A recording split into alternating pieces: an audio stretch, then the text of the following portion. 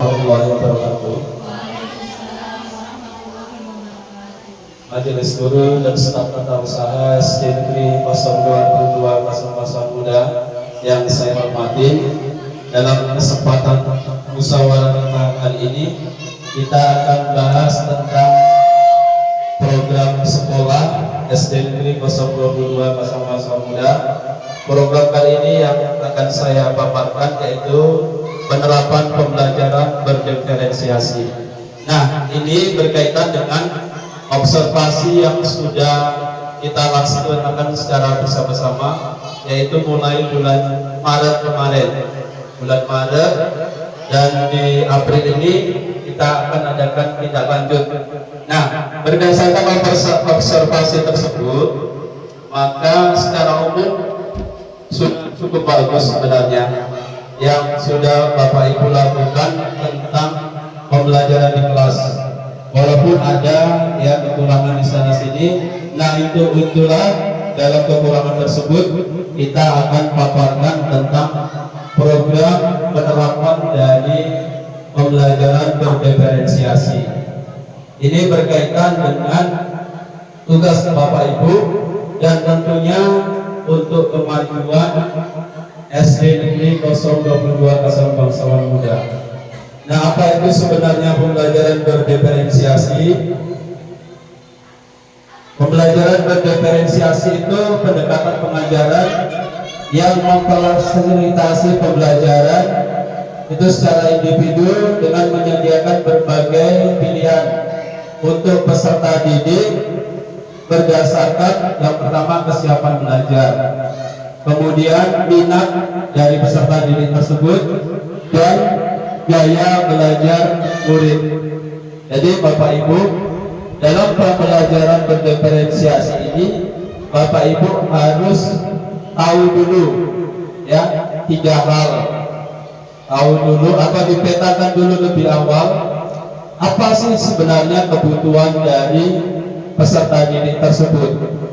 Apa di sana sebatas mana kesiapan peserta didik tersebut untuk belajar, kemudian seberapa besar minat dari peserta didik atau murid tersebut untuk belajar, serta gaya di sini sama dengan profil gaya dari belajar peserta didik atau siswa atau murid kita. Kemudian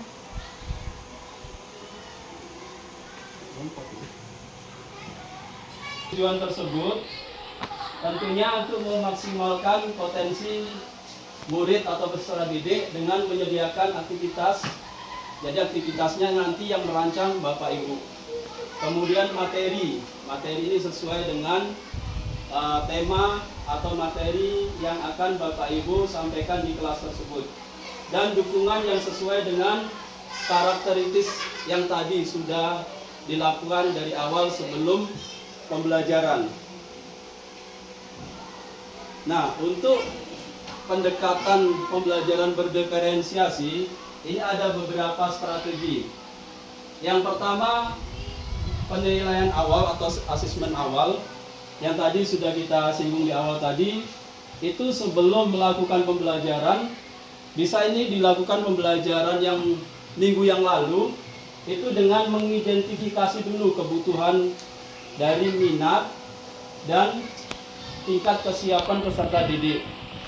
Jadi secara keseluruhan di kelas itu Bapak Ibu harus tahu, pasti setiap siswa itu berbeda-beda. Ada yang sudah memang siap untuk belajar, ada yang belum. Kemudian ada yang siswa ini cara belajarnya bermacam-macam. Ada yang maunya misalnya melihat secara visual dia. Ada yang maunya dia praktek langsung. Pasti ini semua Bapak Ibu lakukan atau alami ketika di kelas.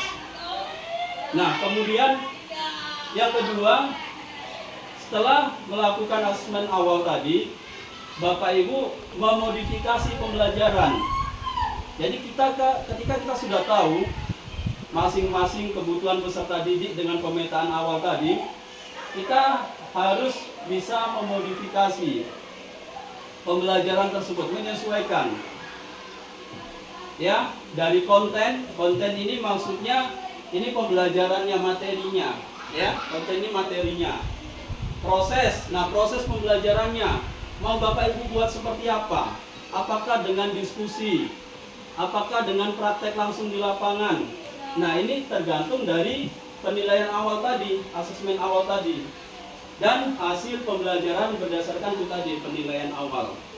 Jadi ini sangat penting sekali langkah awal yang mungkin kadang kita sebagai guru lupa melakukannya, asesmen awal tersebut.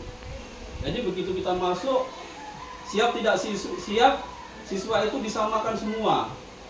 Itulah pembelajaran yang selama ini kita lakukan.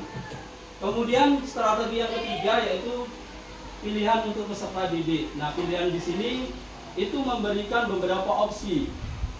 Bukan berarti belajarnya sendiri-sendiri, tidak. Tapi dari keanekaragaman inilah Bapak Ibu memodifikasi dengan sesuai pilihan dari peserta didik tersebut dalam proses pembelajaran. Nah, ini ada contoh untuk memodifikasi dari kebutuhan belajar. Ini kita berikan contoh berdasarkan minat dulu ya. Ini contohnya misalnya Bu Rosita ingin mengajarkan murid-muridnya keterampilan membuat teks prosedur. Setelah selesai mendiskusikan tentang apa dan bagaimana membuat teks tersebut, lalu meminta murid berlatih membuat sendiri. Nah, ketika kita membuat untuk meminta siswa tersebut membuat teksnya sendiri, setiap siswa itu diperbolehkan untuk menulis dengan topik yang sesuai keinginan siswa. Ini salah satu diferensiasinya tadi. Jadi kita boleh mempersilahkan siswa tersebut membuat teks sesuai minat dia. Misalnya, ada yang siswanya itu hobinya di kerajinan tangan. Nah, dia buat teks tentang kerajinan tangan. Kemudian ada yang siswa tersebut misalnya yang hobinya tentang olahraga misalnya, dia buat teks tentang olahraga. Ada yang siswa tersebut hobi mancing misalnya, suruh buat dia teksnya hobi mancing. Jadi maksudnya tadi sesuai dengan minat siswa itu tadi ya, sesuai dengan apa yang diinginkan siswa tersebut.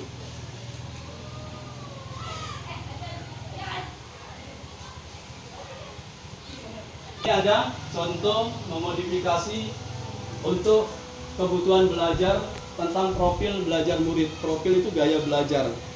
Ada gaya belajar siswa ini yang sifatnya itu macam-macam. Ada yang dia hanya inginnya melihat atau secara visual, misalnya melihat video. Ada yang dia inginnya hanya ya mendengarkan ya dari cerita guru.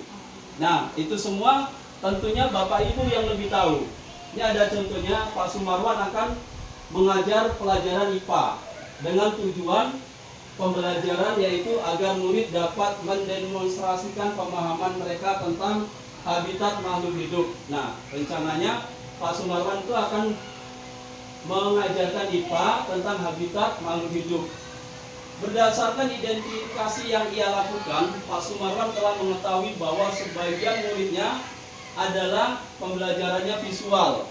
Ada visual langsung melihat, inginnya cuma dia langsung melihat. Kemudian sebagian lagi adalah pembelajaran auditori, mendengar. Dan pembelajaran kinestetik, praktek. Ya, kinestetik praktek. Kemudian untuk memenuhi kebutuhan tersebut, Pak Sumarwan lalu memutuskan untuk melakukan beberapa hal.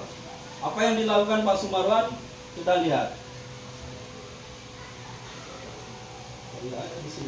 Lakukan Pak Sumarwan. Saat mengajar, Pak Sumarwan menggunakan banyak gambar yang tadi untuk memenuhi yang visual. Kemudian menyediakan video yang dilengkapi dengan penjelasan lisan tadi yang auditori, ya. Kemudian membuat beberapa sudut belajar atau display yang ditempel-tempel berbeda-beda untuk memberikan kesempatan murid yang kinestetik tadi, ya. Jadi semuanya diberi kesempatan. Kita yang merancangnya. Jadi tadi ada yang visual, ya, diberikan kesempatan dia menonton video.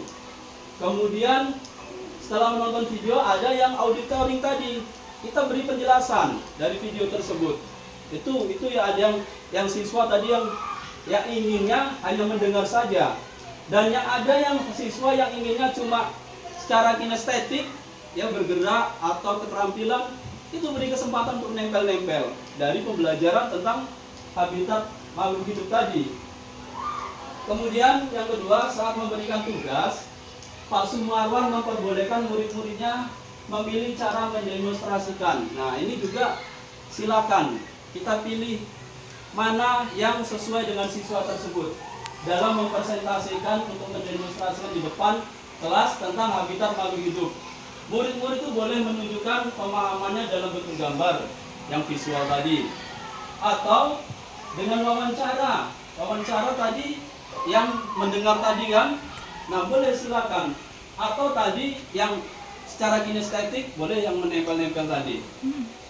Itu salah satu contoh tentang gaya belajar siswa. Kemudian di sini kita sebagai guru dalam menerapkan pembelajaran berdiferensiasi, ingat, kita bukan sebagai sumber, tapi kita sebagai fasilitator. Ya, kita sebagai fasilitator. Kalau dulu pembelajarannya itu guru adalah sentral, guru satu-satunya pusat sumber belajar. Tapi dalam pembelajaran ini kita bagaimana menggali, ya, mengekspor kemampuan siswa tersebut, kita memfasilitasi sebagai untuk peserta didik kita supaya kebutuhan mereka itu terpenuhi dalam pembelajaran tadi. Kemudian kita juga sebagai perancang. Perancang apa? Perancang aktivitas. Jadi aktivitas yang kita rancang itu sesuai dengan yang 3 hal tadi, dari minat, dari kesiapan belajar, dan dari gaya belajar. Kemudian setelah itu baru kita amati pembelajaran kita. Kita sebagai pengamat, kita menganalisa kemajuan dari peserta didik tersebut, menyesuaikan strategi yang sudah kita buat tadi. Bagaimana? Nah, hasil dari pengamatan itulah kita buat umpan balik. Umpan balik inilah, ya, yang menjadi tolak ukur kita, ya, memberikan seberapa kemampuan peserta didik, seberapa tujuan pembelajaran tadi sudah bisa tercapai oleh peserta didik. Kemudian tentunya dalam menerapkan pasti ada tantangan. Dalam menerapkan pembelajaran berdiferensiasi begitu juga. Ada beberapa tantangan. Yang pertama, waktu dan sumber daya, sudah jelas. Ini memang membutuhkan waktu dan sumber daya yang lebih banyak. Waktu kita pertama dalam asesmen awal itu membutuhkan waktu, ya. Ini tantangan kita. Tinggal kita kesiapan kita tadi. Nah, sumber daya tentunya kita sebagai pendidik tadi. Mau tidak kita melakukannya.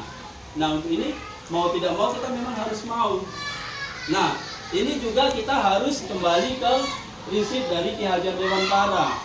Karena kita sebagai pendidik, kita itu sebenarnya menuntun. Tidak ubahnya kita ini sebagai petani. Kalau dalam mendidik tersebut. Nah, benih-benih padi tadi siswa-siswa kita, ya. Kalau padi tetap akan jadi padi. Jangan padi kita usahakan jadi jagung, tidak akan bisa. Jagung juga demikian. Kita hanya bisa merawat, memupuk bakat dari mereka, karakter mereka. Jadi kesiapan dari belajar itu kitalah yang tahu. Kita sebagai pendidik kita yang tahu. Kemudian manajemen kelas. Sudah pasti ini tantangan buat kita. Karena kita harus menyatukan keragaman tadi. Kita harus bisa memanage. Kita harus mengolah kelas kita ini sedemikian rupa sehingga kebutuhan siswa itu terpenuhi semua. Dan Bapak yakin sekarang timbul berbagai macam pertanyaan dari Bapak Ibu ketika pengaplikasiannya. Itu nanti kita lanjut, kita akan bahas. Kemudian evaluasi. Menilai kemajuan siswanya juga sangat beraneka ragam, ya, tidak bisa disamaratakan. Disinilah tantangan ketika kita mengaplikasikan pembelajaran berdiferensiasi.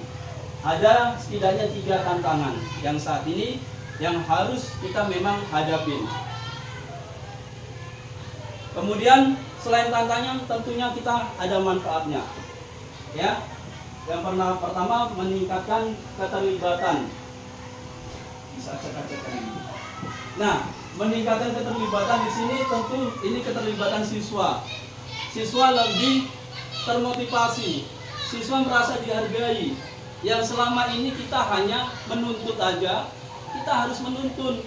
Yang selama ini kita hanya kamu harus nilai matematika tinggi. Tapi dengan berdiferensiasi kita mengusahakan apa kemampuan dia, mengarahkan. Kita membimbing, menuntun. Bahkan ada kalimat dari Ki Hajar Dewantara, kita harus menghamba. Jadi kalau seolah-olah Pak harus menghamba. Menghamba di sini maksudnya menuntun. Yang mengedepankan kebutuhan siswa tersebut dalam belajar. Kemudian peningkatan prestasi jelas. Dalam peningkatan prestasi, kalau peserta didik sudah termotivasi, peserta didik sudah sadar, sudah kita hargai, pasti prestasi dia itu akan meningkat. Ya. Kemudian kemandirian belajar. Ini tentu karena dari kesadaran tadi, setelah kita berikan sesuai dengan kebutuhan dia, ya, tentunya kita akan mendapatkan siswa tersebut dengan sendirinya mau belajar, dengan sendirinya terketuk hatinya, dengan sendirinya dia sudah dihargai. Tidak kan selama ini kita tahu bahwa kadang murid-murid kita mengerjakan tugas saja karena terpaksa. Nah, dengan penerapan ini, pembelajaran berdiferensi itu mereka dengan kesadaran sendiri. Karena kita juga harus memanusiakan manusia. Ya, pembelajaran diferensi. Dan inilah salah satu pembelajaran dengan kurikulum merdeka, memerdekakan manusia yang selama ini, ya, apakah siswa kita sudah merdeka? Belum tentu. Ya, saat inilah saatnya kita harus memerdekakan siswa-siswa kita, murid-murid kita.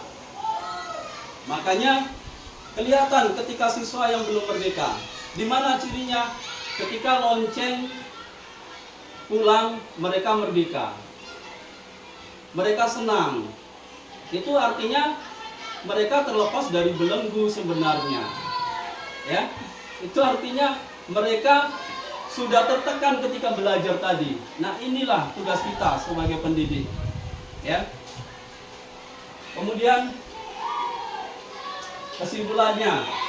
Jadi dengan pembelajaran berdiferensiasi ini, dengan pendekatan ini, maka saya berharap Bapak Ibu khususnya ya tenaga pendidik SD Negeri 022 Kasang Bangsawan Muda, mari kita sama-sama terapkan pembelajaran ini. Dan saya yakin sudah mulai, walaupun tidak secara konteks, tidak secara sistematik, sudah Bapak lihat ketika diobservasi, sudah banyak guru-guru yang sudah menerapkan. Hanya ya penerapannya kurang sistematis, hanya penerapannya ya masih sebatas pengalaman saja, belum didukung dengan ya konsep-konsep yang sebenarnya. Nah, inilah tujuan kita untuk menerapkan pembelajaran berdiferensiasi. Yang pertama tentu untuk meningkatkan kualitas dari sekolah kita. Yang kedua, dengan pembelajaran berdiferensiasi ini kita memerdekakan peserta didik kita. Ya.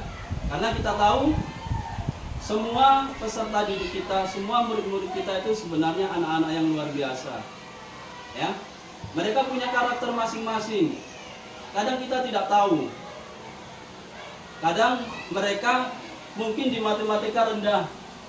Pasti ada keterampilan yang lain. Karena sesuai dengan teori tabula rasa, ya, bahwa anak itu tidak dilahirkan seperti kertas kosong. Yang selama ini kita anggap anak seperti kertas kosong itu salah. Anak itu sudah ada gambarannya. Kita sebagai peserta didik, sebagai gurunya hanya memperjelas karakter dari anak-anak tersebut. Ya, ketika mereka salah, ya kita arahkan. Ya, bukan berarti ya kita beri kebebasan sebebas-bebasnya, tidak. ingat tadi menuntun ya sesuai dengan 3 falsafah dari Ki Hajar Dewantara. Makanya ing ngarso Suntolodo, ing madya mangunkarso, tuturi handayani. Kenapa kita kok ada lambang tuturi handayani? Ya, ini bukan main-main. Ini ada pengertian yang secara historisnya luar biasa. Kalau ing ngarso Suntolodo itu di depan kita memberi contoh. Ya. Ing madya mangunkarso kita di tengah-tengah memberi dorongan. Nah, sekarang posisi kita tuturi handayani di belakang kita, ya. Tapi ketiga-tiganya ini tidak bisa dilepaskan.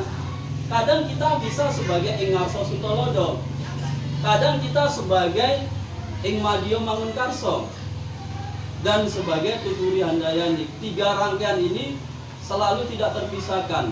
Inilah sekarang di pendidikan Indonesia kita sedang kita mengadakan transformasi, sedang mengadakan perubahan. Memang benar, tapi belum suatu contoh, suatu yang bisa dibuktikan. Kalau dulu kita diajari dengan yang secara diktator, buktinya saya jadi guru, mungkin seperti itu ya. Buktinya dengan diajari secara keras, ada banyak orang-orang yang jadi. Tapi kan bukan karena itu, ya. Makanya kita kembali lagi ke Ki Hajar Dewantara. Karena memang bapak pendidikan kita itu Ki Hajar Dewantara. Sekarang diulang lagi, dipelajari lagi buku Ki Hajar Dewantara. Dan sampai sekarang memang salah satu yang layak di Indonesia itu memang pemikiran dari Ki Hajar Dewantara. Ya, dimana kita menempatkan siswa kita itu ya sebagai anak kita. Kita menempatkan siswa kita, bahkan ada kalimat sebagai menghamba. Kita menuntun. Ingat, bukan menuntut. Yang selama ini yang kita lakukan adalah kita sebagai menuntut. Mungkin hanya ini yang bisa kita paparkan tentang program sekolah kita. Lebih dan kurang saya mohon maaf. Saya akhiri, billahi taufiq wal hidayah. Assalamualaikum warahmatullahi wabarakatuh.